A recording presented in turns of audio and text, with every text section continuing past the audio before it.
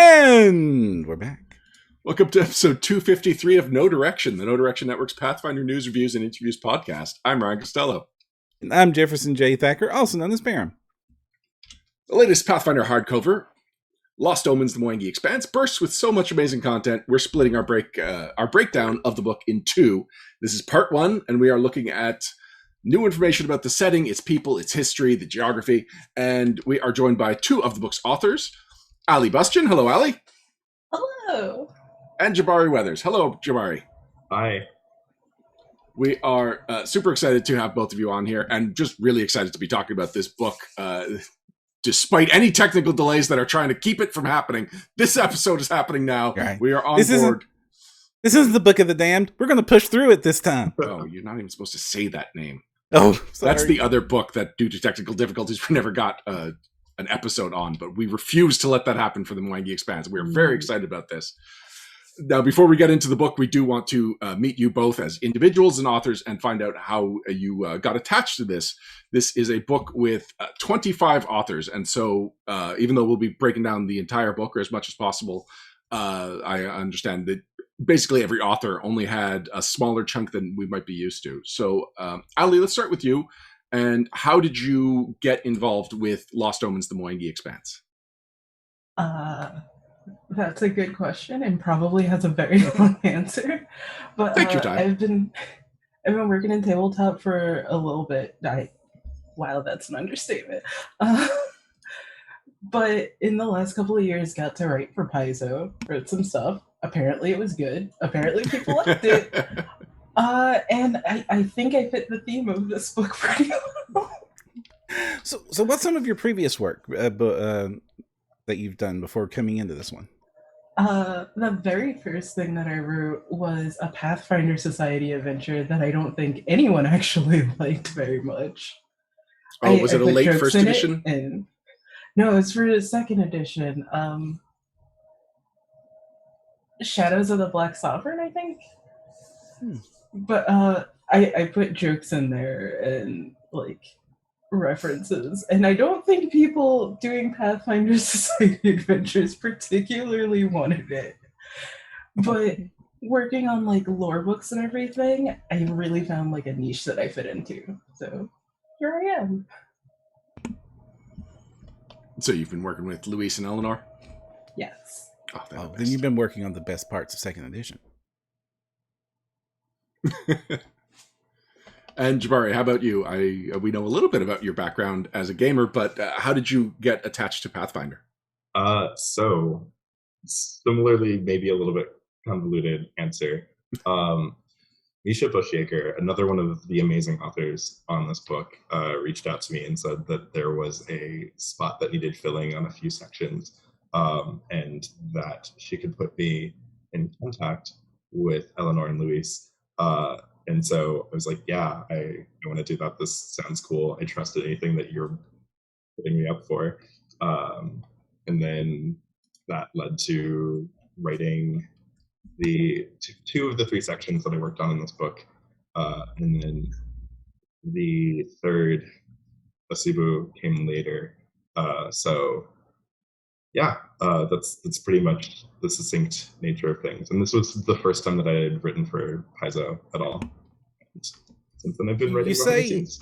You say two little sections. You got to write one of the most impressive parts of this book, the intro. It wasn't supposed to be me originally. I'm not sure who it was, but I do feel really fortunate about it. I'm still kind of a little bit sideways about it, you know, and especially like there was a lot of anxiety after putting forward my like initial turnover, and then I heard that people at Paizo liked it. I was like, okay, cool. So like, I guess this will happen more. But then I was definitely bracing myself a little bit for like, oh, this is gonna like piss off people. You know, like this is gonna get a little bit ugly, even though I'm saying some things that are just like low-hanging fruit that are essentially like don't exoticize people that are different from you, or like try to be accountable when you do, you know, like and instead it's been really well received. Like it's actually been really fulfilling to see that unfold in the past month. And I still don't know how to react to it, but I do feel really grateful that that message is largely being taken in stride and in kind. It was a message that that Pathfinder and the role-playing industry were both due. I think my first exposure to the Mwangi Expanse as part of the campaign setting was a Pathfinder Society scenario called Mist of Muangi. It does not take place in the Mwangi Expanse. It's about you're in an inner sea museum, and you get a shipment from Muangi, and there's a gas that releases when you open the package, and everyone gets mutated into these like gorilla hybrids. And it's like, that's not a good look. And this is when Pathfinder and Paizo were being complimented for being forward-thinking in the industry and really being inclusive. Yeah. But race inclusion has been one of the last hurdles that they finally have been preparing themselves to jump over. And this book is that first big leap that we've been hearing about for a while now. I mean, famously, Eric Mona talks about being called out when they were talking about all the diversity efforts they've been done. And one of the things that signaled they had to do better is when a gamer of color pointed out that where they should be represented on the big gigantic Pathfinder Society promotional map that got sent out, it was like all these wonderful places and all sorts of different people. And in Mwangi, they chose the Gorilla King as the representative there instead of somebody from Matambia or something. And it's a character, of course, it's important to the setting, but not the one you want to be the only representative of this region. Yeah. Wow. It's weird retroactively hearing that. Sorry. I was gonna say that. Yeah, it's weird retroactively hearing that because I would feel a type of way. Yeah, well, for this book to be groundbreaking, there had to be that ground that needed to be broken, right? Mm-hmm. Right. Mm-hmm. I know a couple of years ago in one of the art panels at a con, they said that they introduced a new a filter for the art. It was called the paper bag test, and it was if the darkest skin of the characters in the book is only as dark as a paper bag, then it's not like you don't have racial representation in this book, and you have to go back. You have to make changes. And like this is definitely the book that passes that test with flying color. But even especially since second edition came out, you've started to see art representing various races and darker skin tones than you were used to. And there was a big problem. I'm so sorry to jump in here. There was a big problem where for a while there, humans had a lot of ethnic diversity in the game, but anybody that was a Tolkien heritage just was lily white as I am. Yeah, it's fascinating that art direction measure is called the paper bag test, because that's also historically. Like that is historically a measure that was used to control spaces and lock folks, like black folks, out of spaces. Like if you were darker than in a the paper bag. Direction. Yes, yeah. Like so, it's so weird. And Paizo has had. Oh, I'm so sorry. Yeah, go ahead, Allie. It's just that was a lot to hear. Sorry. Paizo's had a few of these moments where, like, I remember when the first time that a lot of this happened was when they realized that, oh wait, only about 1 in 10 of our characters are female and almost none of our people in power are. And then they made a big effort that, no, literally half of the book has to be female, and that includes people in power. Yeah, and that's expanded to non-binary people and including a lot more trans representation, sometimes explicitly, sometimes implicitly. It's basically in the 10, 15 years that we've been covering Pathfinder. And again, at the beginning, we were even like, wow, look how inclusive they are. We have seen that there are definitely areas they need to improve upon, and they have been regularly improving upon them. For sure. I definitely like... I do trust Paizo more than I think I did, like, with the behind the scenes, because it was just like, okay, cool. Like, there does seem to be like a genuine push and like effort and interest in like our perspective. At least that's how I felt working closely with Eleanor and Louise. And it's fascinating seeing like the growing pains of all of these different things. Like even while like the right idea is there, it's like, oh, like the paper bag test, like why call it even though it's like also like a good idea, it's like a great measure, but like like but at the same time, like it is hard to see like I can see like where the leadership has changed over the years, like even looking peripherally and not being super intimately familiar with their like the way that things run behind the scenes for them. Like it's pretty clear. And like I think that those are the kind of those conversations behind the scenes and like what makes it to print uh just become more nuanced when you involve more people that look like us or look like someone else.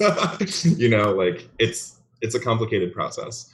Now, I don't know if this contextualizes at all, but the art director, I'm actually not even positive about the title, and unfortunately I can't find her name, but she is a person of color, and it was possible that she was specifically choosing that name to own it. To call it, yeah, Sarah Robinson. No, it wasn't Right. Sarah Robinson. Oh, who I'm curious. I don't know if it's particularly blanking. We important, don't but, like, talk to the art people too often because I don't speak art. And so, unfortunately, this is a staffer that is a bit of a blind spot for me. Right. And also, we don't mean this to be a rah-rah Paizo moment, but this is an important book for a lot of This reasons. has not been rah-rah Paizo. And to understand why this book is important, it's important to understand some of the problems in history that's gotten us to this book. Absolutely. I don't know. There's a lot that could be said there. I definitely had a panic moment where at first, like I was a lot of the trust that I had before I had built a rapport with either Luis or especially Eleanor. I worked more closely with Eleanor. Was actually in Misha, because I was just like, okay, I don't think that she would bring me onto this if it was like a nightmare. Yeah. And then like doing the initial research for the sections that I was writing, and also trying to like cobble together enough of my understanding of the lore to be able to write an introduction was very daunting, not only because of the volume of like study that you have to do and like feeling like, oh, like if I misspeak about this, like that's going to be like the one chance that's like squandered, but also like combing through the first edition stuff is really rough and like feels weird. And it doesn't read like you were uncertain about it at all. It actually reads like you have a very good grasp of the history of the campaign setting. So yay there. Thank you. I want to spotlight this introduction for a little bit because, first of all, it is an introduction of note, which is not something that most of these books have. Usually you get to the introduction and it's like, yeah, I bought the book already. You don't have to sell it to me. But this actually acts as a mission statement, it feels like, for how inclusive games should be, not just this book, but going forward. These are goals that this is how you should be looking at the peoples of these fantasy worlds, especially when there is a real world analog. And like I was already like really engaged and excited about this introduction when I got to the exciting, not exotic sidebar, which it feels like every review of this book that I've seen has called out just how perfectly and succinctly this sums up exactly how people should be thinking about this kind of content. Yeah. So where did this come from? What like were you told here's the kind of content we want in the introduction, or like was this totally your point of view just spilling out onto the page and into the world? It was I was working on a bunch of different projects and vaguely grappling about this and still going through like my initial panic phase of like, all right, how much can I like sort of push against the way that I see the first edition stuff, and also like kind of speak to like what it feels like to step into this hobby, like in settings that are supposed to be like made with representation of me, sort of, you know, like vaguely, and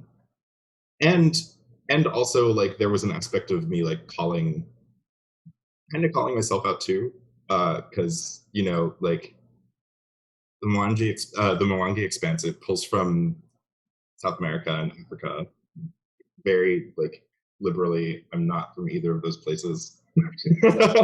Right, like, you know, like I'm not immune to the exact same things that I was calling out in those three sidebars. And so it was almost a process of getting my sea legs, where it was like, what's the thing that keeps nagging at me? And it was kind of like my fears about like, how am I going to interact with this part of the world? How are other players going to interact with this part of the world when they sit down in the setting?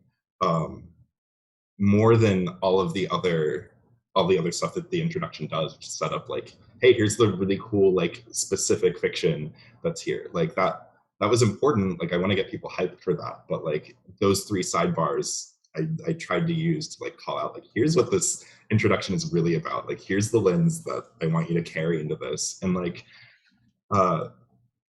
these are I was wanting to write something that didn't just apply to this book. Like I really hope that's a sentiment that is carried through the rest of the line, and honestly just to like any other gaming that people do. So that's kind of how that happened. Now, before this book came out, I was kind of nervous about this book a lot. It had a lot of expectations, it had a lot of weight. This book was going to be unfairly scrutinized no matter what happened to it. So any weakness or flaw or misstep in this book was going to get amplified 1,000 times by certain audiences. And also, I really liked what I had seen with some of the changes that we were seeing at Paizo, and seeing the Muangi featured as this really wonderful, exciting place to explore, to represent different cultures that we do not typically see in traditional Western fantasy games.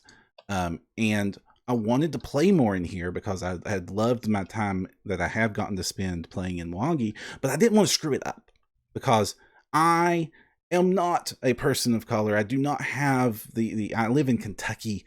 We love banjos, and I don't, but that we really do. And so I also have wanted to be able to have cool adventures in Mwangi and not be a problem myself as a game master, and also make sure my players have fun. And this introduction outlined a lot of like what I worried about please don't screw this up. How do I not screw this up? And it walked me through a lot of the thoughts I needed to go through to make sure that I present the content within this book and a way that promotes exciting fun, that we get to have fun and play in this space and explore and enjoy these cultures without exploiting them. Mm-hmm. Yeah, there's a subtle sentiment that I tried to sneak in, because as I said, like I shared some of your anxieties about like, oh, like what do I do like when I'm playing in this space, which is kind of leading with this idea of like, you're gonna make mistakes, like everyone is gonna make mistakes, like fold that into your role playing, like fold that into the table, like the table's conversation, you know, like how are your characters if they're not from here, or if they're even from like one city versus another, that are just like on two different sides of the expanse, right? Like how are they affecting the new space that they're occupying? How are they affected by the place that they're from if you're playing someone who's from any part of this part of the setting, right? Like I think that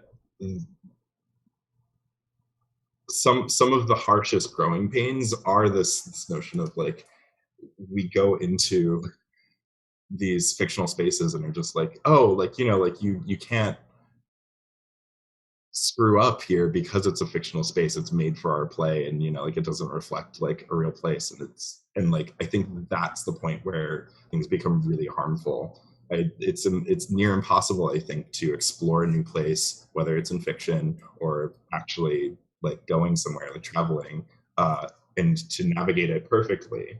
But when you start talking about it as if you're expert, or more so like own a culture or a place that isn't your home, that's that's where things actually like get really messy. Like there's an aspect of like kind of stay humble.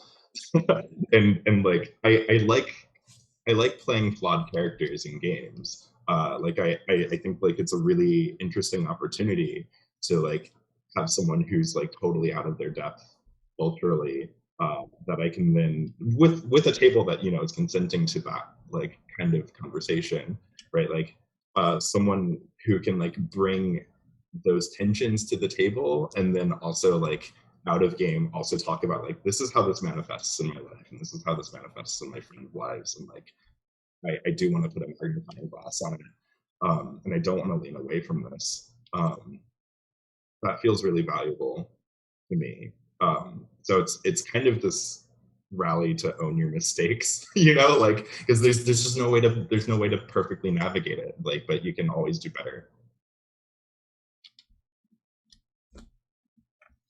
I think we move on to a bit of a lighter topic. There's a section on languages into the introduction, and I am a person who really does enjoy language and etymology. And I really appreciated that Muangi was introduced as a new language that is the continent's version of Common. And so this was not something I was expecting, and the entire depth that it went into about language and culture really surprised me, and I appreciated it very much. Yeah, that was definitely not my idea, but I was really happy to see that sentiment, you know, like coming. You know, like there was a lot of writing the introduction outside of the sidebars was me like wrangling sentiments and hoping that I'm honoring what everyone else is writing in the book, and like that was in the works between the developers and also the other freelancers that were there, like as a sentiment that seems appropriate for a whole fictional world. Like you would expect Common as a language to shift depending on where you are in Galerion, but the reality at each table until now, I think, frequently falls into like, oh yeah, like Common's the same everywhere. Like in this totally different space that has all of these different cultures going on, right? Like, you know, like Common is the same everywhere, and like, you know, in the most familiar places in Galarian, Common would sound different from city to city. So of course it makes sense to pull that even harder in a different direction in the region.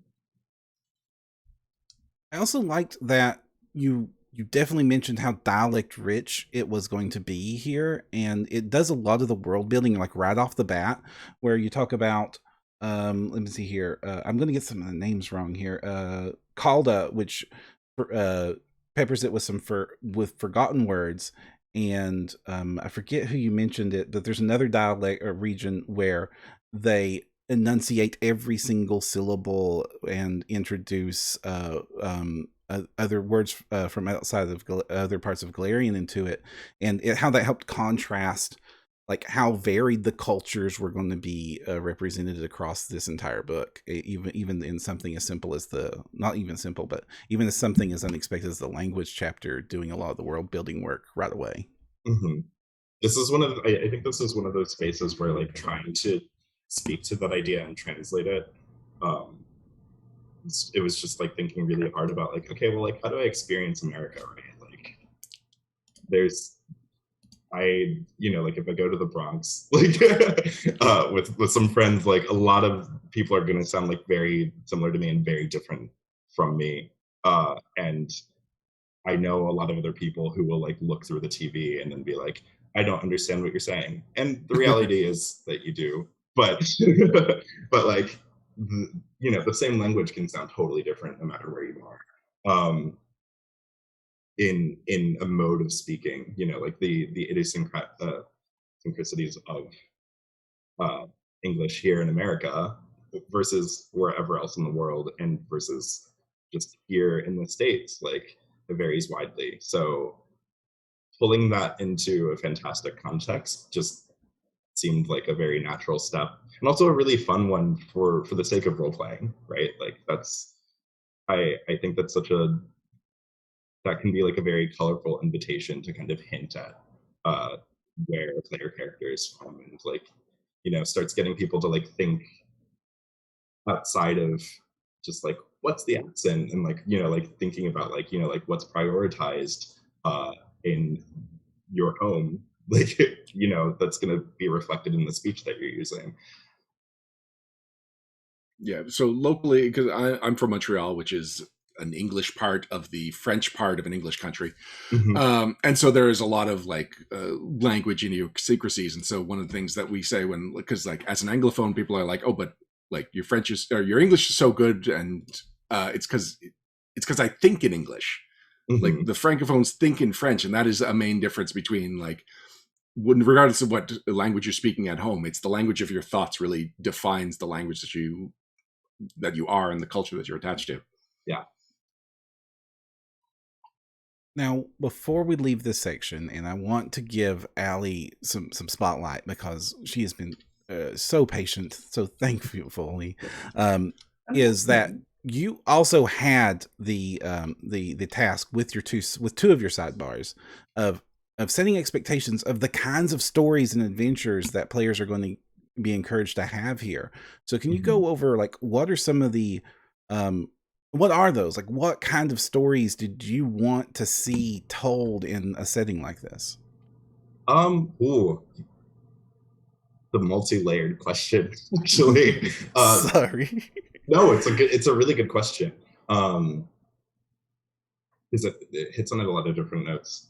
On a very surface level, as I said before, like I did want to like honor the wealth of hooks that are flowing throughout the book that everyone was coming up with, and see like so some of it was like looking for common trends of like types of adventures. Some of it was looking at like what do people do in first edition Muangi, and then how do I speak to like, yeah, you're going on an adventure in a new place without like leaning into exoticism. Like still speaking to that excitement, because I know that there are players that are out there that like want this. But then like for me, a lot of the stuff that I was speaking to as well was like, okay, we're putting a lot of emphasis on like the new depth of examination of cultures that run through the Expanse, where those cultures clash. There's a lot of history and a lot of like cross-pollination with other parts of the world. And so that did lead a lot of what I tried to spotlight a little bit. There's mentions of like kind of like piracy tensions in Blood Cove, for example, or like Vidrian's like uprising. Like there's like that seed in itself like spirals out into like a lot of different plot hooks. So it wasn't a lot of I think that there is a little bit of a bias that I folded in the beginning, where like I was looking at like what happens in like cities and places where the most focused and concentrated like meccas of culture are going to be, which for me I associated with like the cities that were detailed later on, partially because I was writing on that, but partially I was looking at that and thinking like, okay, like I'm going to speak to a little bit of like, yeah, the Mwangi Expanse is like a dangerous place if you're outside of any of these settings, like just because the wilderness is really treacherous, right? Like some of the art plays with that notion as well, like catching some of the iconics like in really embarrassing and unprepared ways. Yeah, Perram, can you pull up the picture of Allie on page 12? Page 12. Let me pull it up. So yeah, like I hope that's a decent answer to that question. I actually do have one more question while I pull this up, because this might be one of the best opening lines I've seen. Explain the opening line, because it really sold me on this entire book from the second. Don't come to Muangi if you aren't looking to get lost. Or how's it? No, it's if you aren't looking to get lost, don't come to Muangi, right? Yeah. Hold on, I can pull it up and read it I had it in front of me, but now I have Elaine, who is very very uncomfortable looking. Yeah. Here, let me show y'all. Transition. There you go. He is having a bad time, but that's okay because it's Elaine. He's a jerk. Nobody likes Elaine. And it's on him. He is not prepared for the adventure that he has just gone on. So come on, he brought a Destria. Hopefully he brought her to water. Cross fingers. So yeah, that line, if you aren't looking to get lost, don't come to the Mwangi Expanse. Yeah, that's just, honestly, like, I think that just was what the writing process felt like. it was like, okay, this is really daunting. Like, there were a lot of places where I did personally feel kind of lost in this. I felt a little bit lost in, you know, what my visceral reaction to the first edition was. I felt lost in working with a new company, and a company that, like, I'd been wanting to work with in some fashion for a minute. Like, I didn't expect it to happen in the middle of a pandemic, right? Like, you know, like there were a lot of different layers that were there. And then I was like, also like, okay, like, I don't think that's actually exactly an offensive thing to put in as like the leading line, because I think there are a lot of people fictionally, right, who like will get lost in this space because they don't come prepared. They don't see it as a full space. They see it as an opportunity. And the people who go there expecting to get lost, right, but like really that means like expecting to be like taken in by what the space is, are the people who tend to thrive there and, you know, like, and grow through it. So that's kind of the thinking that I carried into that first line, and it just felt like kind of a natural thing. I did hold off on that first paragraph, you know, like when I'm doing introductions and such, or like introducing a section, like I try to write the other stuff and then look back and like kind of summarize. So there was an aspect of that too. I had found a little bit of my footing by the time that I had written. But I think one of the reasons I liked it so much is it resonated with a lot of the kind of characters I've been really wanting to explore lately. Of what is it like a character who not wants to get lost in adventure, just wants to get lost at their core, and like it's more of like a fresh start or an abandonment of past. And so that's what, and this scene, and a lot of what I saw in this book, such characters would definitely find a story for themselves here. Absolutely. I mean, and there you say, like, you know, like the abandonment of past, like there is the abandonment of the Muangi's past as product through the like deeper acknowledgement of its past in fiction. So that parallels there. Wow. It also speaking has of past, Perram, the next chapter is Sorry! history. We were just talking Yes, about yes, past. yes. What a perfect Yeah. transition. Go for it. Sorry. I'm so Speaking sorry. of past, the second chapter, and there are no technical chapters in this. I found that a little strange, so I'm just going to be calling the chapter when it becomes the next big chunk of the book. So the next chapter is on the history of the Mwangi Expanse. Before we get to that, I do want to call out a couple of interesting posts from Exo cited again in chat. First says that the world building right up front about how it's so difficult to establish an empire here, and that this has allowed many ancient cultures to thrive without being flattened out. That kind of big historical thinking makes everything feel so much more alive. And then I really like their next comment, which is that one Muangi was written by an old scribe who'd never left Taldor and was only picking up info in a dockside tavern. Two Muangi feels like it's written by somebody who actually lives there. Very much purposeful, that insider look. So, yeah. All right, Perram, can you take us through the chapter on the history of the Mwangi Expanse? All right, so the chapter of the history of Mwangi Expanse, in a lot of ways, is the history of Galerion, because the area and a lot of the events that happened here historically throughout Galerion's history, like all except for like the Aslanti stuff, and of course the fall of Eridan. So much of it's really important here. You start with the Age of Serpents because I don't really like anything named the Age of Serpents. That just seems like a bad time. And then you get to what I really like, which is the Age of Legend, which is you've got. I'm so sorry that I was like the Age of Legend is when you start to have, how do I put this? So you've got the Cyclopean empires are starting to form up. You've got these massive historical figures are involved in it. You have the I have never been able to successfully, and this is my failing.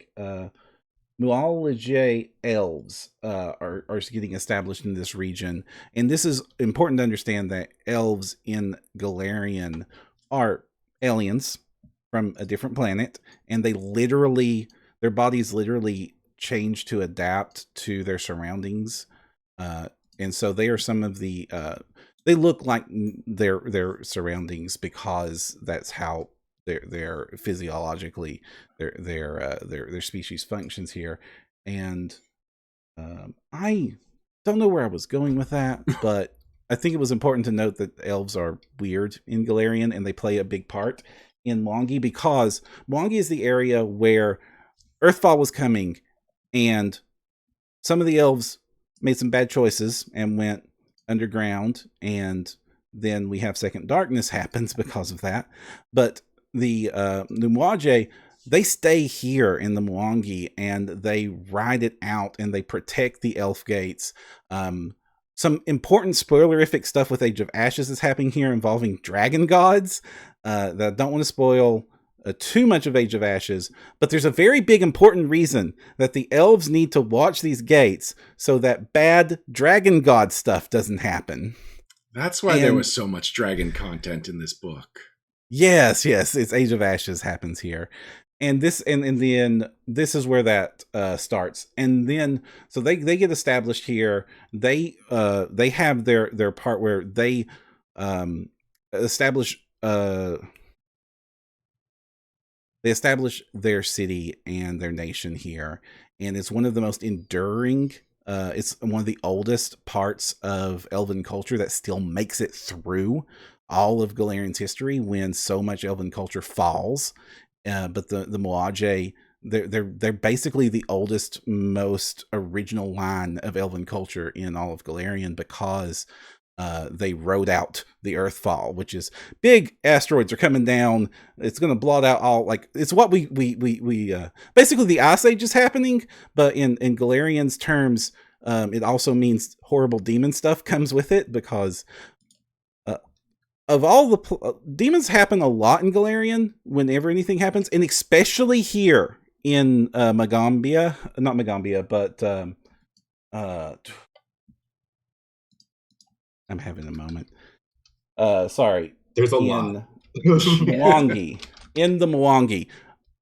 Throughout the history of this book, you're going to see, and then the Cyclops came, and then Aslanti came, and they thought, you know what would be a great idea? Demons. And that turns out to be a terrible idea. And then another city-state comes, and they're like, you know what? We can learn from our pasts and power these giant flying cities with demons. No! Bad idea! And repeatedly throughout the history of Muangi, you see great culture is established. They and then as the generations come down, they're like, hey, how about demons? And that turns out to be the worst answer possible. But more probably what a lot of people care about is that it also details Old Mage Jatembe and the Magic Warriors coming along, and they have a great, fantastic picture, which is the first spread of the first half-page spread, not the first interior spread, of him fighting off a lot of these demonic forces with the Magic Warriors, and it just sort of sells like what it must have been like to be in this early age of legend here in Muangi. I'm going to put that on screen real quick. And so after the Age of Darkness, magic's lost forever almost. Archmage Jatembe comes around. I'm sorry that I'm just summarizing this, but he rediscovers magic. He teaches it to the Magic Warriors, who help save Muangi from all this terribleness that came from the Age of Darkness. And then they establish the Magambia. They help establish these city-states throughout the region.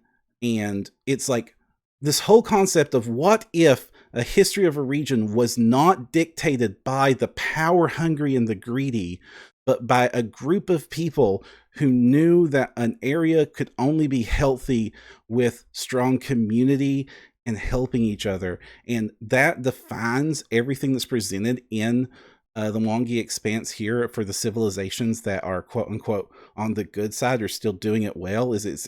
And so much of the Tembe and what we see with the Magambia is it's about a different style of civilization, a different style of culture focused on helping each other and not abusing each other.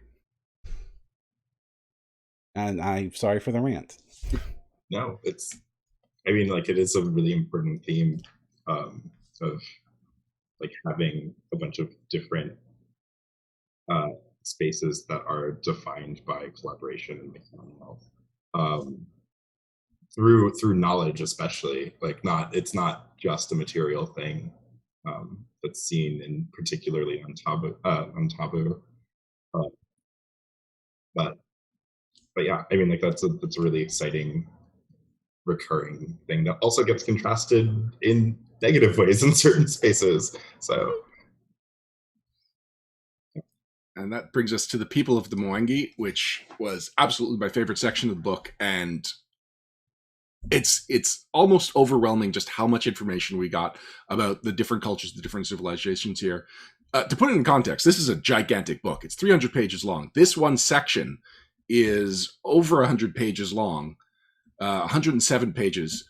The world guide, the main campaign setting, is 135 pages. So this section just telling us about the people who live in the Mwangi Expanse is almost as much as the book about all of Galerion.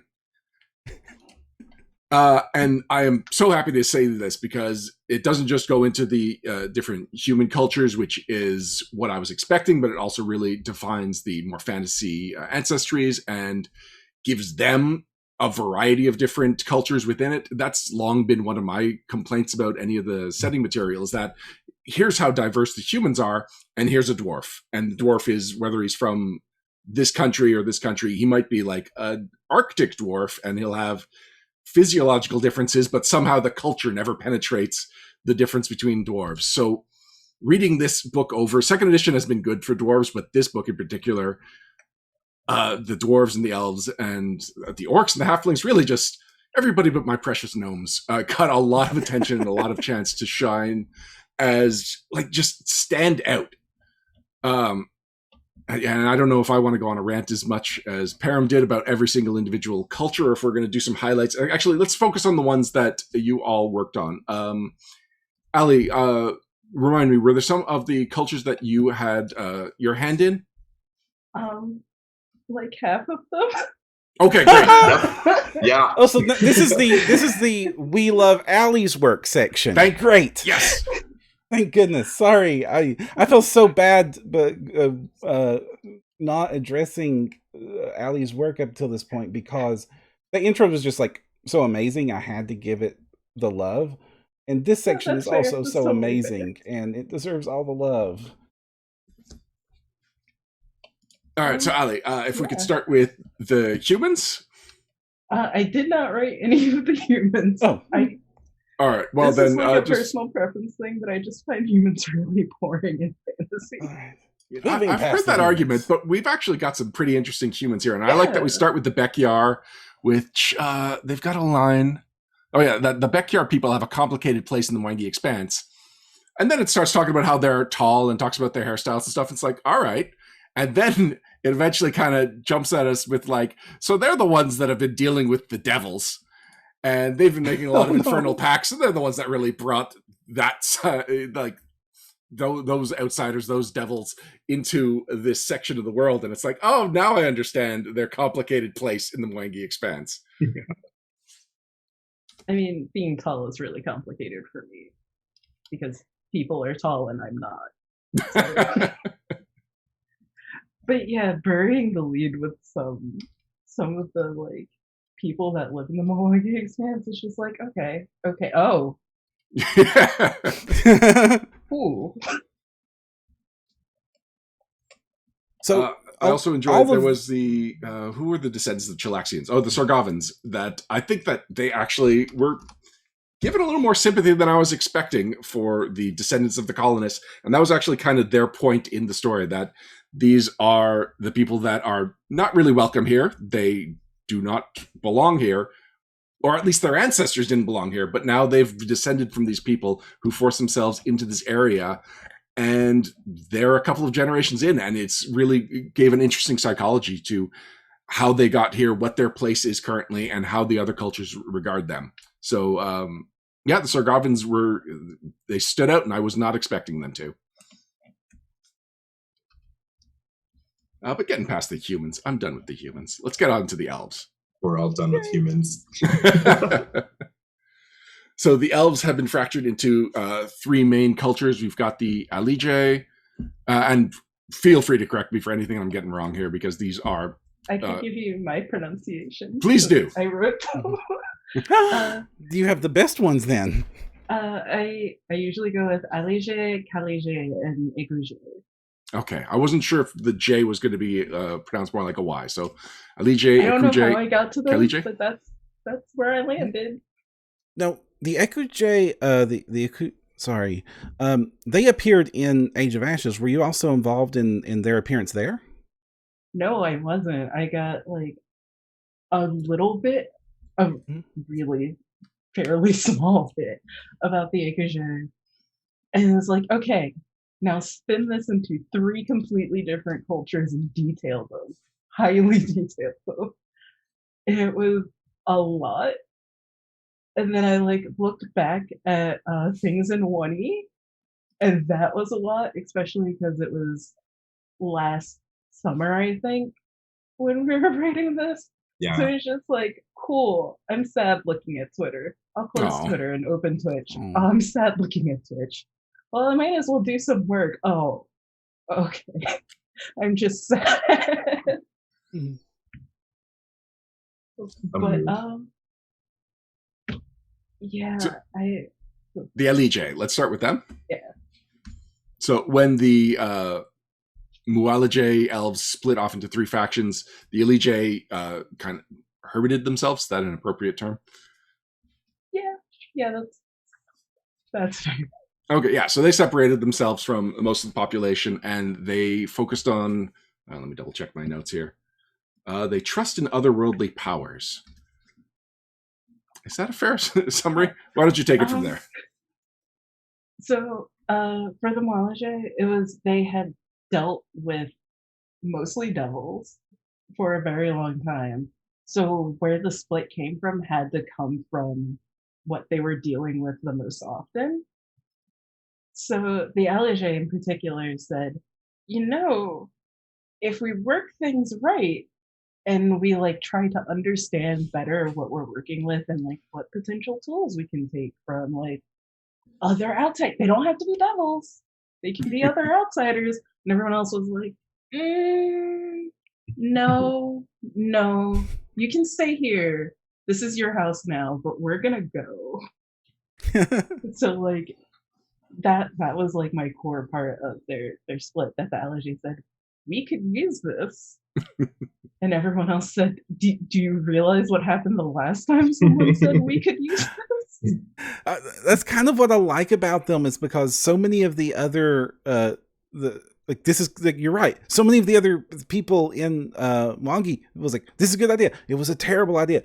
And the Calijay kind of pulled it off. Kind of.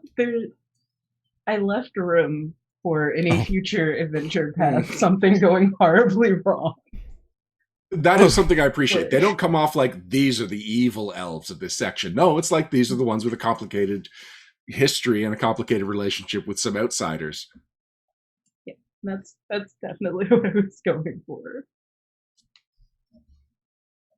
And when you were developing the different societies, faiths, cultures, because again, you've managed to take elves and you've really expanded on them and given them each individual cultures and identities. So how did you approach separating the society and faith sections of the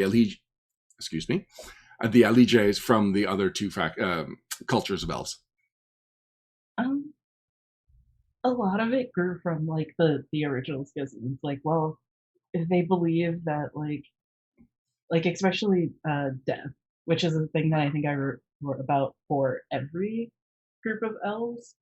The Calijay know for a fact that death is not the end of life because they know about necromancy, they know about like ascension, they know about people sometimes becoming demigods, and you're just like, well, we know that's not the end. Do we believe in any end? Is it all just nihilism? Does anything matter? And there probably are some incredibly nihilistic Calijay floating around out there. But just like taking, if this is the situation that you come from, how does it affect every other part of your life? Like, a lot of them might not be atheists, but they might be like kind of Christians that really only go to church on like Easter and Christmas. If they're really feeling it, maybe another day, like one other Sunday out of the year.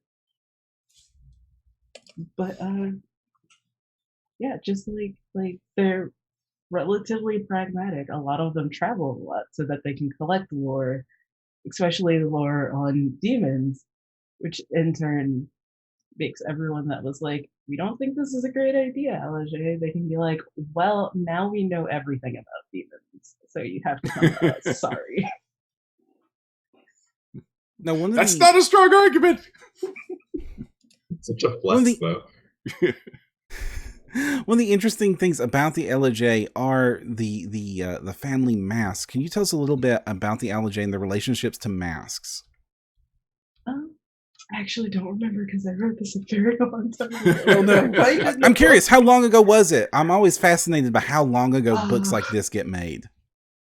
About a year. It's like almost a full year from like a year and a half from when I got asked to work on it and accidentally picked up a ton of the book to like getting the book today when I very simply went to go collect food for like lunch that got delivered.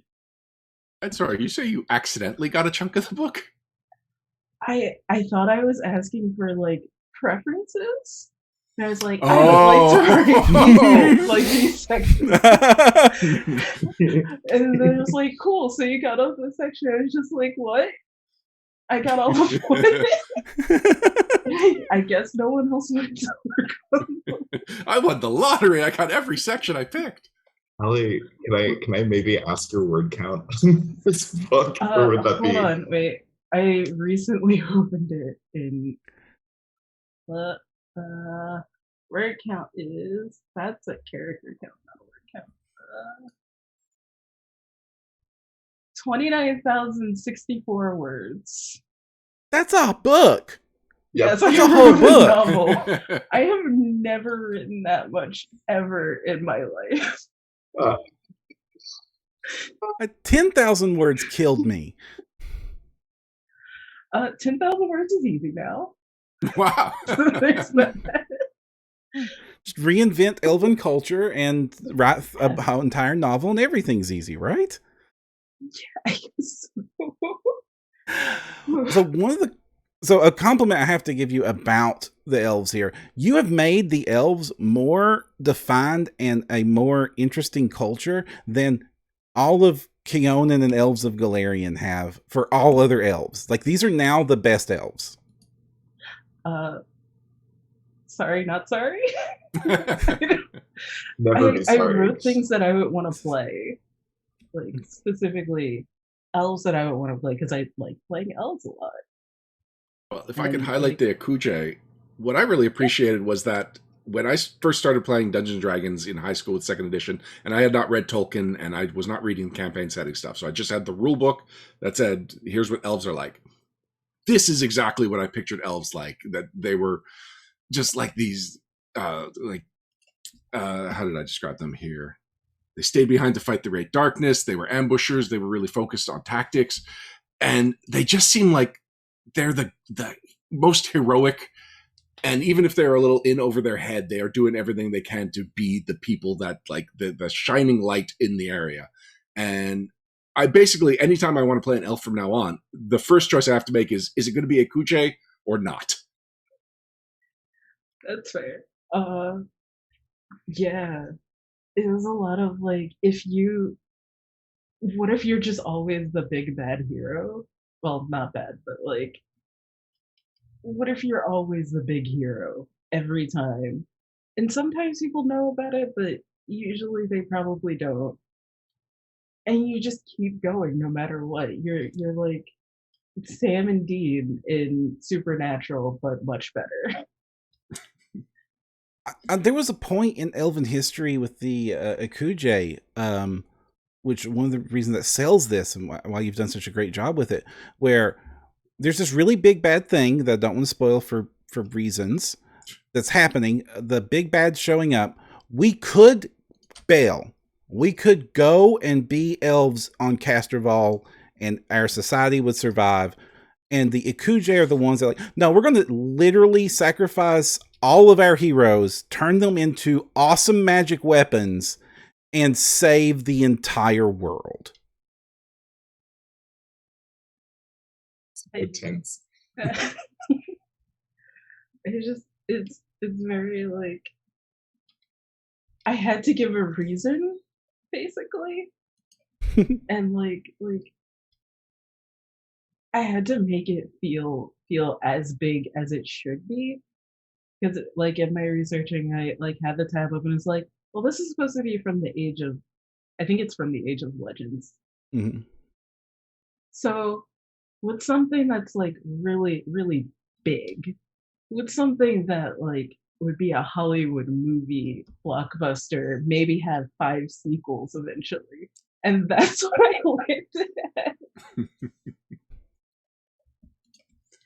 I also really liked the section about the paint and the purpose of it, and then it's like they cover their bodies in this white paint. It could mean anything from their whole clan to just the mood they're in that day. And as somebody like just picturing the characters of like, oh, once I make the character, then I have to decide what their relationship is to this paint, and that's something that really makes me interested in playing this particular culture of elves.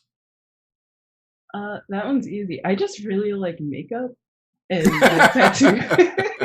Yes. So like normally I would like have my like Fenty eye palette and be like, okay, I'm wearing this outfit today. What kind of like story am I telling through myself when I'm like on this podcast or doing this interview or whatever? Am I trying to feel like really powerful? I'll use like a lot of bronze colors and make myself look golden. Or do I want to just look like I'm having fun and I'll use all the bright colors? And like that's what I ended up putting into this particular thing. It's not as deep as it sounds. It's mostly just that I like makeup a lot. This brings up an interesting question that I have. How much does like aesthetic drive your writing decisions? Because you have some like art background as well, right? Like yeah. I'd be curious about hearing you talk about this because it's always fun to hear like artists talk about writing, I think. Because I studied animation, it's usually aesthetics and music. So for most projects, I'll build a playlist and then like put that playlist on every time I'm writing to try and like stay in the right mood and mindset. I don't think I did for this because listening to music was a little bit harder. But like aesthetics, like picking out colors that people would like, doing a bunch of research on the areas that like peoples are supposed to be based on people. Wait, that sentence got really mangled in my mind. But like where the real world cultures I was writing were based upon, like what do they wear there? What do I want to pull from that? Do I want to pull from that? Do I want to pull from this like neighboring area instead? Because like, wait, what about climate? Which I've done a lot of reading about climate, working on things for Pathfinder, especially for the Mwangi Expanse, because I don't understand jungles. Yeah, they're so strange. So Jungles sweaty. and for another thing that I ended up writing, deserts. Jungles and deserts make no sense whatsoever. I was wondering how writing about the jungle part of Mwangi would be, because it's portrayed as like the most biodiverse area in the entire world. And also you took on the job of writing the elves, who are the most connected to nature of any of the ancestries in Galerion. So like, what were you able to pull from the jungle? You said that it was hard to write. Well, a lot of it is about how much can you get away from the sun and how much can you get away from humidity, and what do you need to do. So a lot of things are based in layering clothing, so you can like take things off, move things around, etc. And then like what will last in that kind of humidity? Like for the Calijay, the paint isn't gonna last terribly long. Mm-hmm. Some certain paints, like if you look at real world body paints and potential sealants for them, they can last a really long time. I've worn them like under stage lights for hours, and it makes your face feel like a mask. But like you can have things that last a really long time, but you usually don't. So like, how do people keep them? And a lot of that ends up shaping, how does a house look? Like, how do people store things? Which then in turn ends up shaping, like, what does a city look like?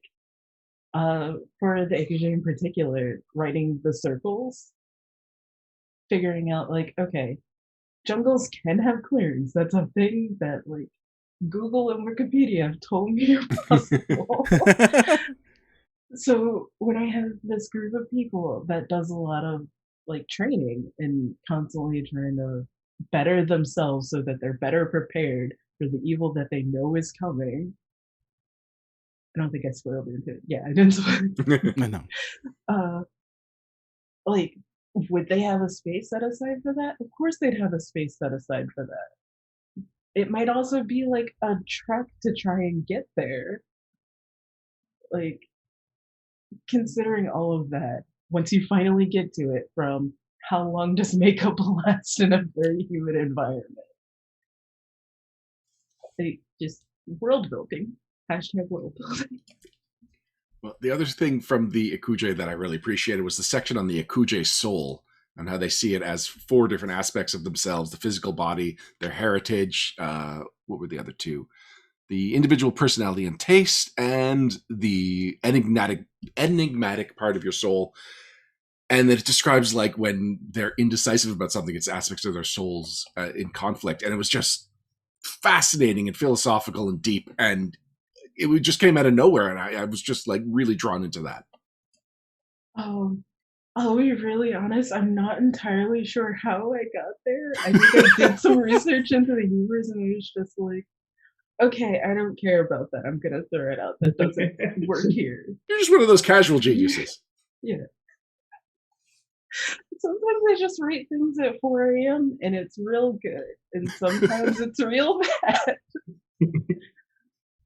But I think for the Calijay soul in particular, I had some things where it's like they consider the soul to be in more than one part, and also that there is one.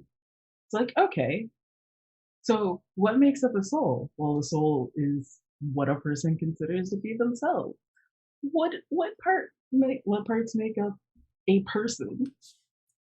And I think that's how I eventually got to this very deep and philosophical thing, that when I passed this to someone else, they were like, this is real good. I was like, yeah, all right, next part.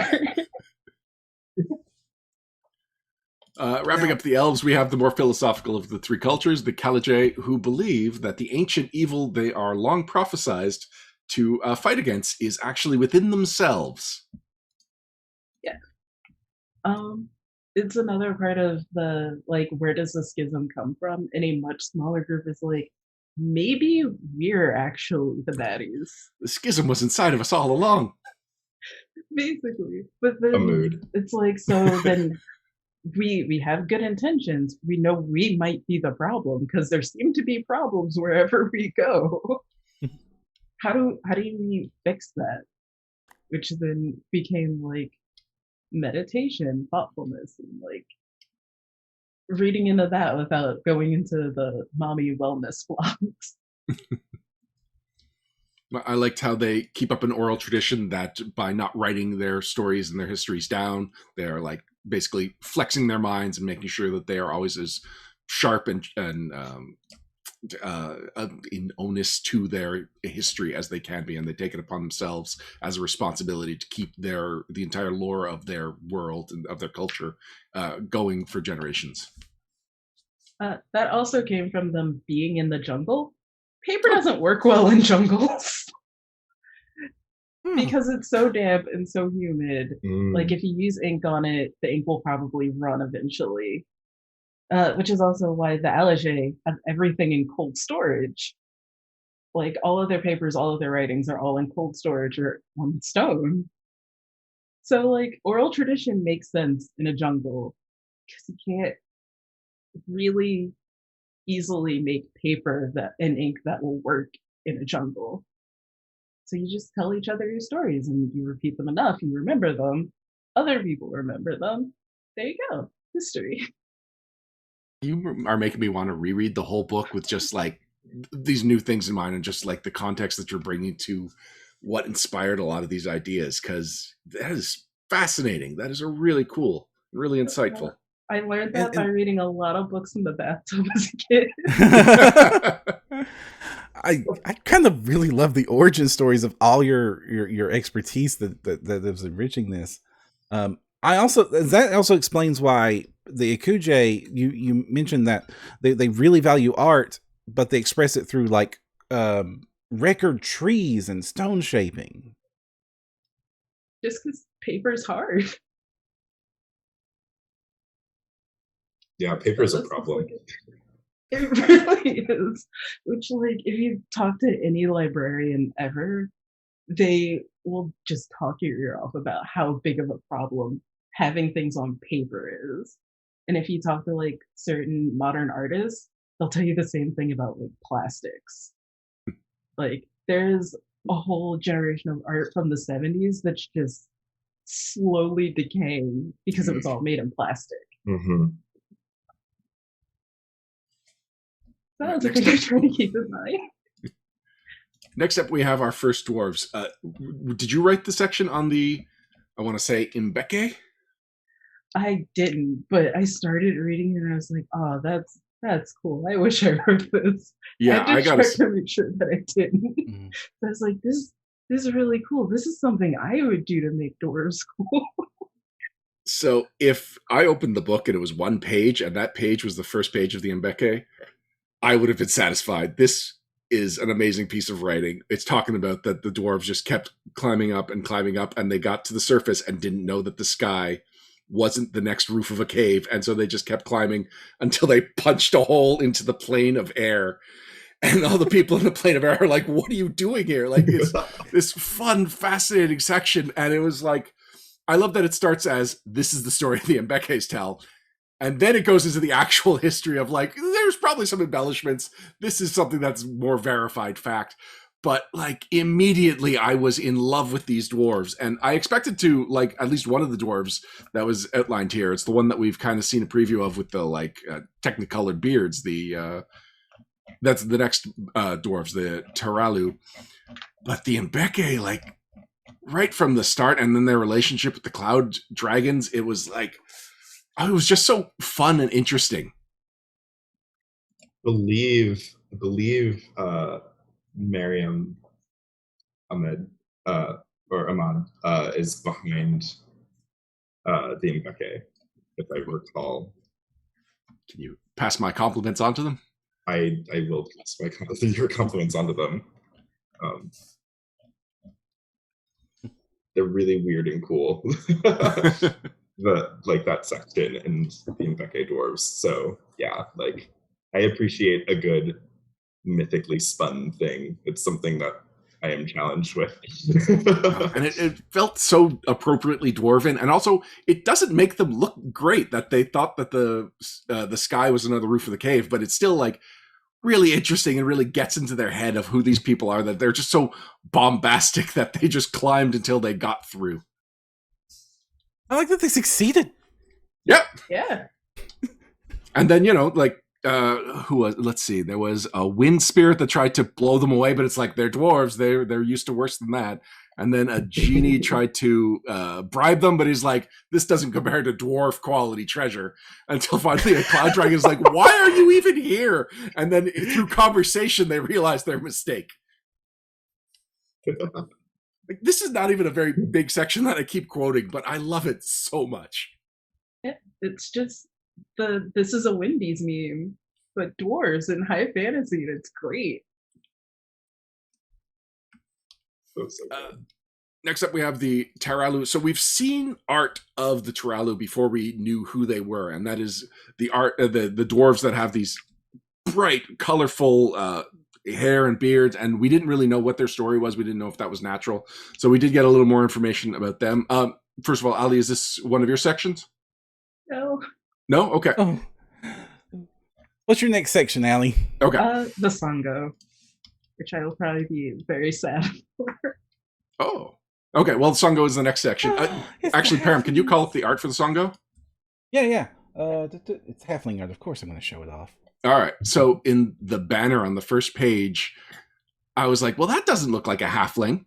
And then I looked a little closer and a little longer, and I realized, wait, there's a halfling. There's a halfling. And like this person that's trapped looks like Chilaxian human. I'm not even sure. But they are the victims of these halflings that are so wonderfully camouflaged in this piece of art. So a little bit of reason that's great is Lim is the iconic halfling for Pathfinder, for listeners who might not be familiar. And art directors love doing terrible, horrible things to Lim in all the art. So to see the halflings get the one-ups on here was just like cheer-worthy. And also, like, anytime you see halflings in like their backstory explored, it's usually pretty sad.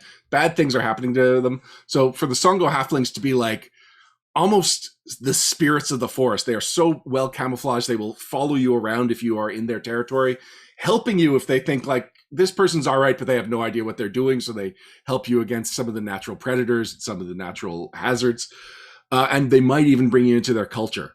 Like, these are the coolest halflings in Galerion. Thanks.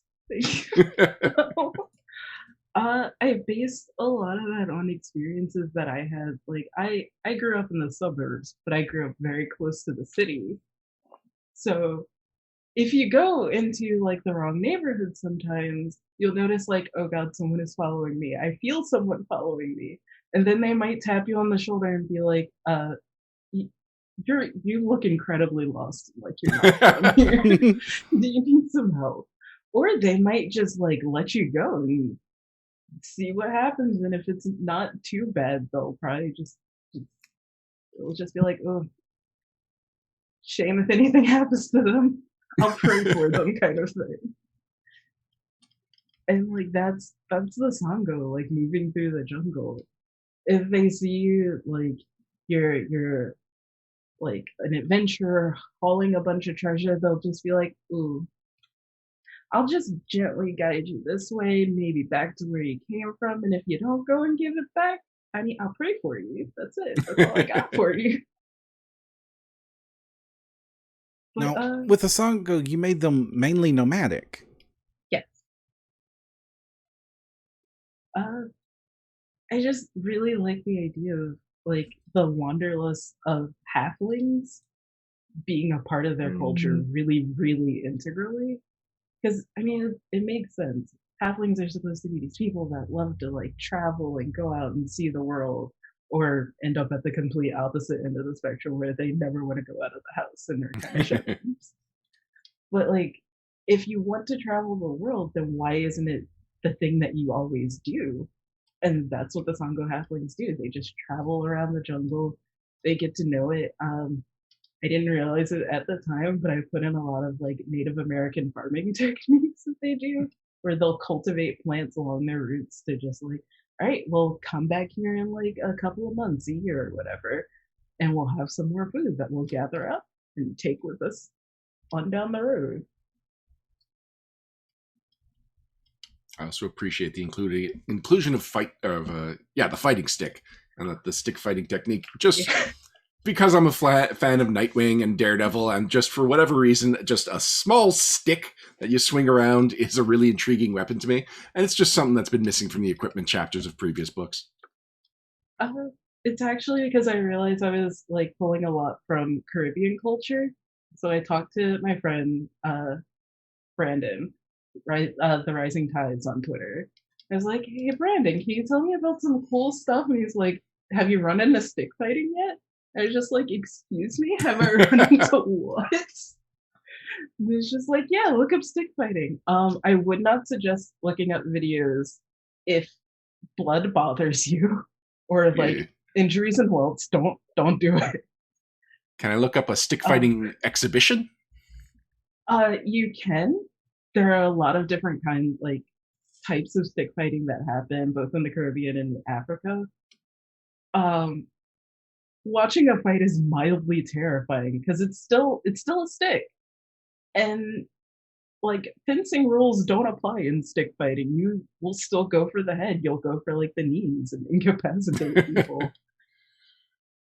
And it's just like, this is so much. And Brandon was like, "Yeah, and this happens at Carnival." And I was like, "It happens during what?" That actually counts. Yeah, and like I built that into the Sangha, so that's actually how they ended up having Carnival. That I found stick fighting, and I was like, "Well, I can't just let this go. I have to give them a place to do it." And it was just really, I made them very fiercely joyful. Like fiercely joyful. Yeah. It's perfect. Wonderful. All right, it is 10:30, so there's still a lot of book to go through. I know. Definitely want to make sure that we cover the Muangi orcs. Is this something either of you contributed to? No? Okay. Well, the Muangi orcs are the demon and devil fighting orcs, and there's a great line about how when Muangi orcs are around, everyone else just feels safe and comfortable. And like, what a cool subversion of expectations for orcs, and it really makes them stand out from any of the established history of orcs, which second edition has gone out of its way to make sure that orcs are seen in a different light, a more complex light, and that they are they're not default villains. They're often portrayed as anti-heroes and often portrayed as a lot more clever than they're given credit for. But just boldly heroic orcs is not something that I think we've seen yet in Pathfinder, and that's exactly what the Muangi role, what they fill. I also like how like the book also makes it very clear that other people in Mwangi will not stand for you disrespecting them. Like, it's just you are not to, like, they are so important to fighting one of the most important battles of the region that to disrespect them is just unheard of. All right, so then we finish up this section by talking about the new ancestries, which we are going to cover in part 2 of the coverage of the Mwangi Expanse. Oh man, we have not even touched on religion or geography. Oh, you know, we don't have enough episodes. We can do religion in the crunch one, right? It's flavorful, but it's also crunchy. Like half the page is crunch. Yeah, we can do that in the crunch. All right, but geography is something we should be covering now. I am trying to find a way to compress 38 minutes into like the last 2 minutes of this. Oh no, wait. It's not 38 pages because it's also cities. It's 90 pages. It's half the book. Oh. So that's like the feeling I had when I was like, "Oh, Vidrian, I like wrote some stuff for one of the people from Vidrian. It won't be that hard." And then I looked at what I had to write. Yep. And how many things. Yep. Do you want to jump straight to Vidrian then? Yeah, we can. All right, so as a sample of one of the cities outlined in the book, what can you tell us about Vidrian? Well, it had a little bit of a scuffle, a little revolution, just some spice. A little. And now they're trying to like recover create a form of government that works with a lot of the community-based ideals that exist in the Mwangi Expanse, but also like things that they have learned don't really work from like the Chilaxian and Sargavan rule. So like, how do I put this? They end up arriving at making a council because they know that one person can't have the full power that like a matriarch or a patriarch would. But also, this council has so many different ideas of what Vidrian should be and could be, and I tried to reflect that in all of the other parts of the city. So when no one can agree on what things are even supposed to look like, what does that look like? And what are some of the inspirations you drew from? The Caribbean again. Looking at like cities in revolution, which didn't really help my mood at the time. Yeah. And just like what happens afterwards, like when a dictator is ousted, what happens? When like you get rid of colonial rule, what ends up happening to that area? And it's a lot of not getting along for a while. And sometimes just not really liking each other and talking past each other, which if you look at the council section, that's a massive part of it. I work at the college, and so I get to listen to the long random lunchtime rants of history professors, and one of the phrases they love to beat into my ear is that oftentimes your revolutionary government cannot be your recovery government. Is that reflected here? I don't think it is yet. I think it was something that would come up in like yeah. I don't think this is a permanent form of government. There are people that realize that it's not a permanent form of government that's gonna like stay. They're in the learning that lesson phase. Yeah, as a city, they're still learning like this isn't gonna work, despite people probably telling them, "Hey, this isn't gonna work long term. We're gonna need a plan, guys." And they're like, "Actually, before we need a plan, we're gonna need to stop the farmers union." It's like, but they just unionize people. Please let the farmers unionize. It's like, I don't know. Maybe they should just have like a guild with a little bit less power. It's like they feed the entire region, please. Like those kinds of arguments. Yeah. A lot of those tensions really rang very true for me, looking at like a lot of different developments that were happening last year in many circles that I was seeing. So like I really appreciated like that kind of really fruitful fiction. It made me want to play around in that space and tell stories there that were just full of like a lot of people who were like, oh, we have this vague idea of like what this city, like what this region could be 10 years from now, and in reality it's going to take 100 and it's going to be really messy and not a nice time. I like that in all of the in a lot of the places, like in the cultures and the cities and locations, it's like that. There are severe culture clashes and problems, and these are not perfect societies. They're people with problems that they need to solve, and not the adventurers solve. The adventurers can throw up, and those problems are obstacles for the adventure they are on, but they are not there to be the saviors. Mm-hmm. I realized. Oh, go ahead. I was gonna say I realized something that I was doing a lot as I was writing cultures was that I wouldn't make them perfect, but I would make them hopeful for like one day maybe they'll get to that goal, and like making sure to leave the space for that, because it's when people write about Africa sometimes it gets very very bleak, very flat with no hopefulness at all. And like writing and hopefulness means a lot to me. Yeah.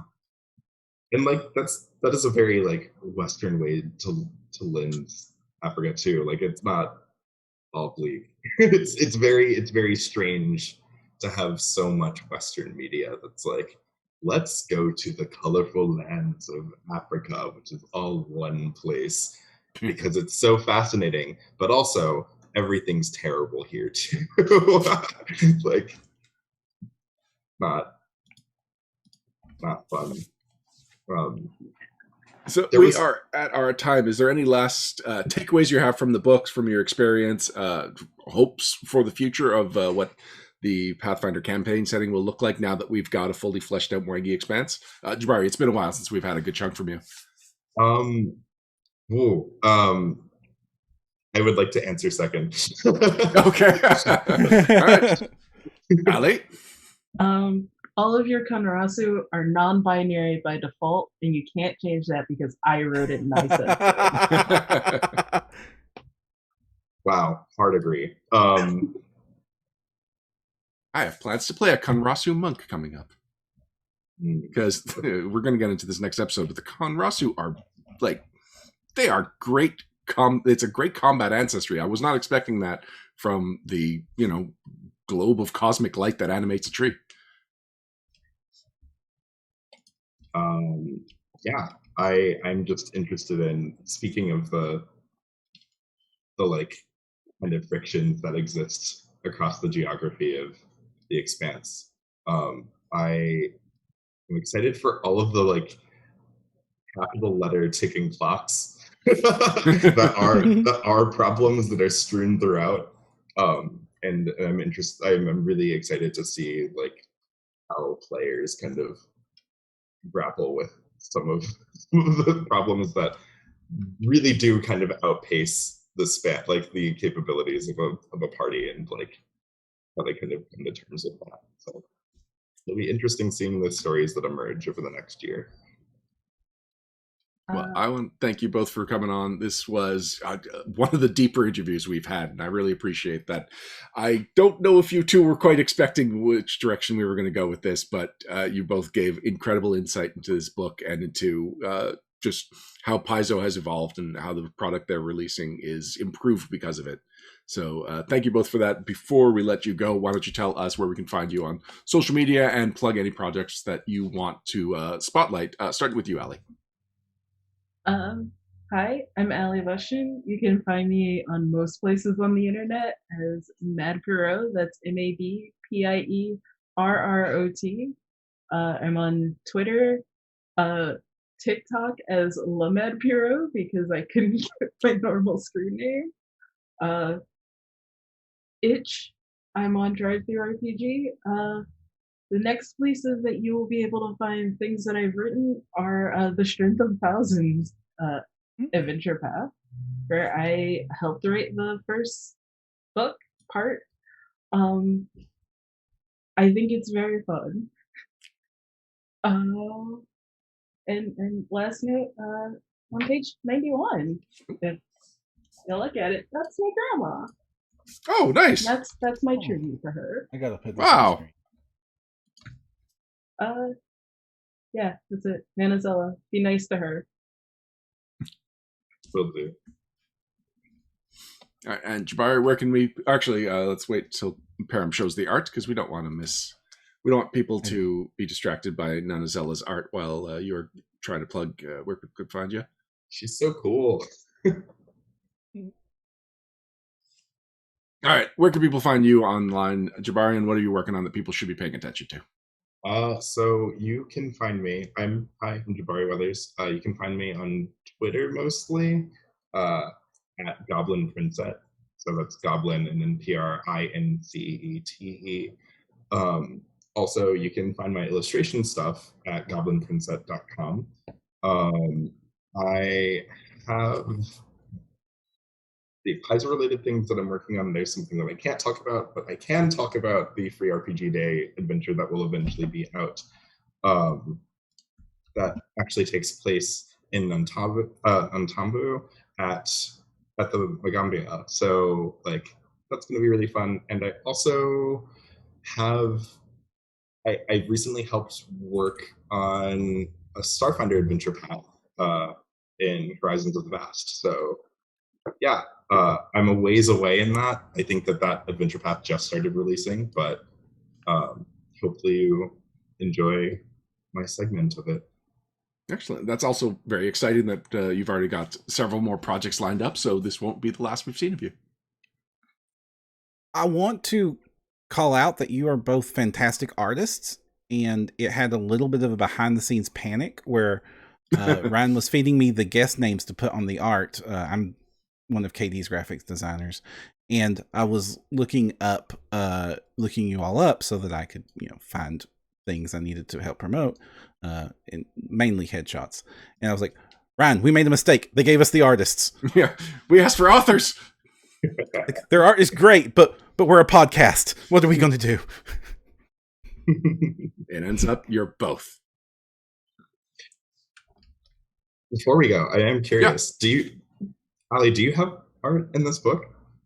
I don't have art in this book because I stopped doing it a very long time ago because I burned out really, really hard. So hard that I just started writing. And then you wrote 100,000 words.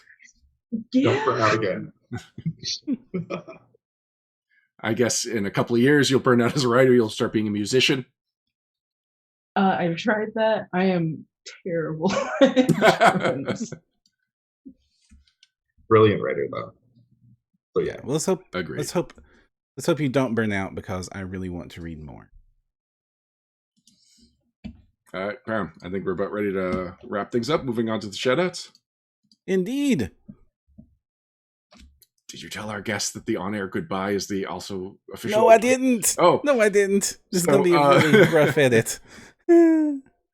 Yeah, so we wrap up the show. We're just going to move on to shoutouts. It'll just be Perram and I, so you both can leave the call now. But thank you once again, and I hope to have you both on the show again in the future. Thanks for having me on. It was a pleasure. Thank you. Bye. And we'll be right back with wrap-ups and shoutouts right after this.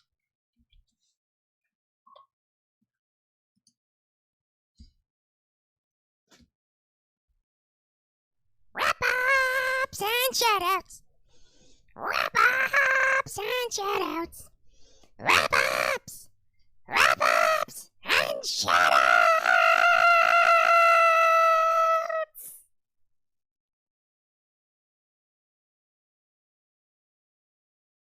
And we're back. Thank you for joining us for episode 253 of No Direction, the No Direction Network's Pathfinder news, reviews, and interviews podcast.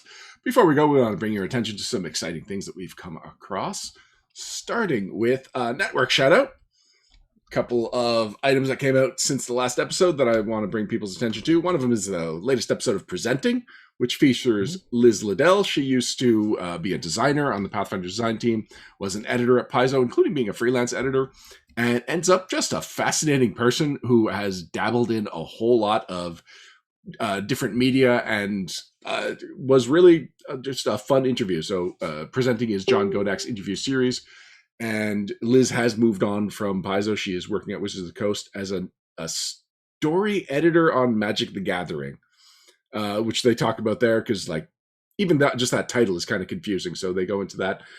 One of John's strongest episodes, I felt, and most of that is on the strength of Liz as a guest. She was really fascinating and interesting. And I also want to bring attention. Oh, go ahead. It was so great to get to hear her again, and I have really missed talking and interviewing Liz since she's left. Same. And especially, actually, after listening to this interview, it was like, oh, wish we could talk to Liz more.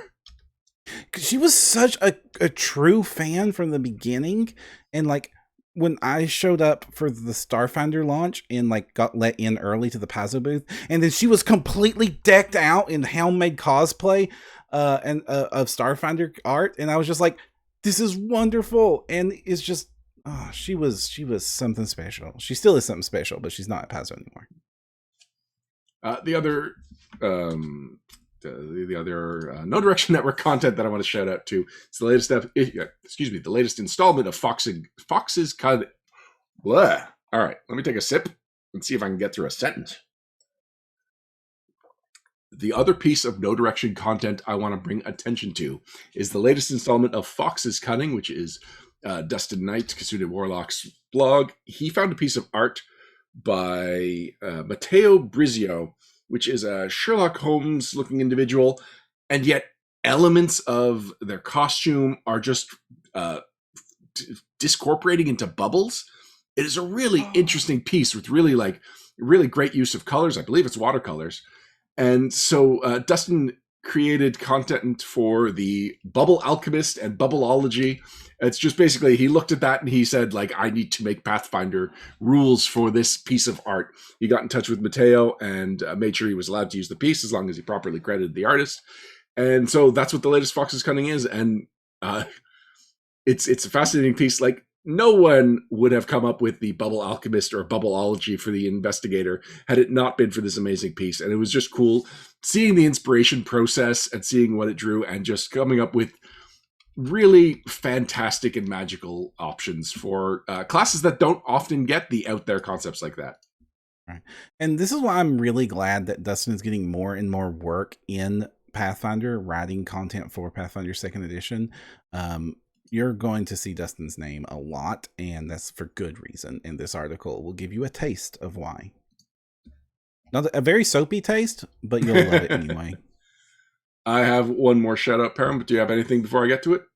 I want to shout out Archive of Nethys. Yes. They have done a really great, they did two things. One, they are shouting is that they've introduced this really great new filter system to all of the archive. And that's because Archive of Nethys is a website after my own heart, and it's all about data and organizing it. And the filters will let you just really drill down to what you want. And they also, since they did the filters and they mathed up all the stats for everything, all the monsters, all the spells, everything's got, like, all those little variables are all in their individual table fields now. And that means they now let you export it as a CSV file, which means that if you are a ambitious digital creator who wants to do cool things with Pathfinder 2nd Edition content, you now have the treasure trove of data to make that happen easily through the Archives of Nethys. And I look forward to the absolute cloud burst of amazing digital tools that this will result in. They have a cool feature as well that lets you apply the elite and the opposite of elite, weak, the elite and weak template to any creature stat block that is in Pathfinder 2nd Edition, which is a amazing tool for getting that little bit of wiggle room you need on building your encounters. And because two weak versions of something can make up for one normal version of that same thing. And so this, like, I have an encounter. I need to use all tigers for some reason. 2 weak tigers and a strong tiger. Yes, that's the encounter. It's also nice that it's not young anymore. Yeah, so we don't have to feel like we're beating up the baby tigers. Yeah, this is just the sickly tiger. This is the tigers that skipped leg day. Oh, man. They got 4 of them. That was a bad decision. My last shout out is another podcast shout out. This is to a new Pathfinder podcast that's on the block. It is Rise of the Rule Lords by Pete Zupan. I'm not sure. First of all, I do have to say that title kind of walks the razor's edge of clever and too clever for its own good, because I felt like I really had to enunciate Rule Lord to make sure people knew what the clever pun was. But anyway, yeah, Rise of the Rule Lord by Pete. We'll say by Pete. Yeah, it's a general topic Pathfinder podcast. It's focusing on 2nd edition, and it's actually, a lot of it is driven by Pete's quirkiness. He is a really interesting host. He is soloing it. He has a lot of audio editing bells and whistles to keep the audience engaged and to really make up for the fact that he's just alone talking to himself. You don't feel like he's talking to himself. You feel like he's talking to you, and he's being very playful about it. And so only a couple of episodes are out so far. He's already made a pretty good impact in the community on Twitter. Yeah, I've seen him everywhere in all the right places. So I do recommend checking out the show. first episode is just kind of an overview of what Pathfinder is, and it really gives you a good feel for what to expect from this podcast. And they gave us a shout out, which I felt appreciated. I get the reason I know this is that they contacted me to get their theme song. Oh, to get our theme? Did they use our theme song? I don't know, but they asked for it. All right, Perram. I think we're about ready to wrap things up. But like totally. Oh, cool thing about Muangi to shout out to real quick. And spines. Yeah, they're changing the spines. It's got this full bleed art that basically the back page wraps completely around to the front page, and it's wonderful and pretty. And this looks odd right now, but Eric Mona is on Twitter saying that this is going to be the look going forward for all the region-specific books.